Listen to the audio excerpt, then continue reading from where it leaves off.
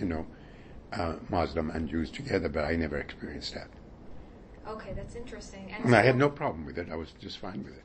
So there were no non-Jews in your schools either? No non-Jews. The only non-Jews were some, the vice principal or some of the teachers or whatever. Okay, interesting. Do you have any other memories about your time at school or Otzei HaTorah before we move on? Well, I have a funny story to tell you. In 7th or 8th grade, we had a class in health. And the teacher told us the importance of brushing your teeth. Okay? I don't think anybody in my family brushed their teeth. Okay? So he said, I would like all of you to bring a toothbrush next week to school to show me that you have a toothbrush. So I went home and I said, I need to take a toothbrush to school. And they found some old toothbrush, and it was my homework. So I took the toothbrush to school, and the teacher looked at it and threw it out the window. Wow. No, but it tells a lot about what life was like for us, Sure. what the teachers were like, and so on. And there were attempts, but we really were not. So when I came to America, I had a good lot of work done. They didn't have to do any major things, but there was a lot of plaque and so on that they had to clean, and since then I'd really take good care of my teeth. Yeah, it's important.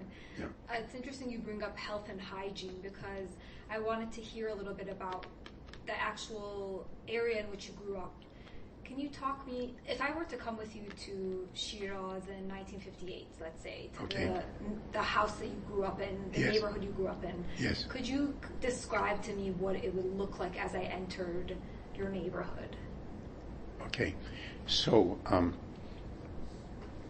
around 1958 it's interesting. It's a transitory period, so I can Yes. tell you about the two homes that I lived in. Ah, okay, interesting. So the first home was in a kuche Baghi Lakhani. Okay, there were river rocks that were in the kuche. You understand what I'm Yes. talking about? Okay, and so in that kuche there was a Baqali, and there were all kinds of people that, and there were Dalun that had a number of homes in it, and you went just maybe 100 yards, and then you would be in an open space, but still no cars there, and then you go another 200 yards, and you're on a major street. And so a lot of the kids in that same area, we knew each other, we went to school with each other, and I remember that Shaybani was very close to Baghi Khani, that I could walk there. I don't recall my parents taking me to school. I really don't.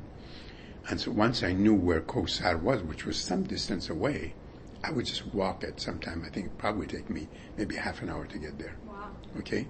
And on very, very cold days, I would have dozar, and I would take the bus to somewhere near it, and from there walk. But it was a big amount of money to spend dozar on autobus. Yeah, I'm sure. On a bus. So Yeah. But that was my experience. And in Iran, you stay in the same classroom, and the teachers may come and go, or you have the same teacher for much of the time. When I came here, the fact that we went from class to class to class to class was kind of interesting for me, but I could understand why they did, because they had all their maps there if they were teaching geography, and if they had biology was something else, and so on.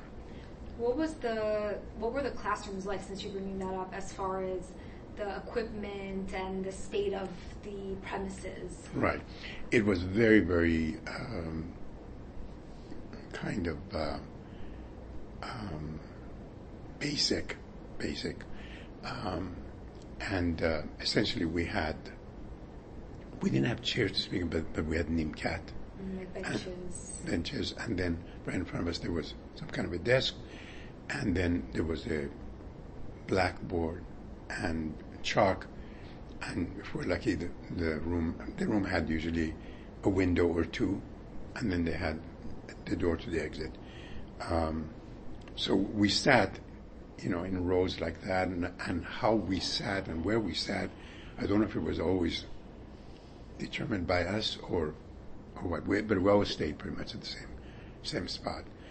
But There were none of the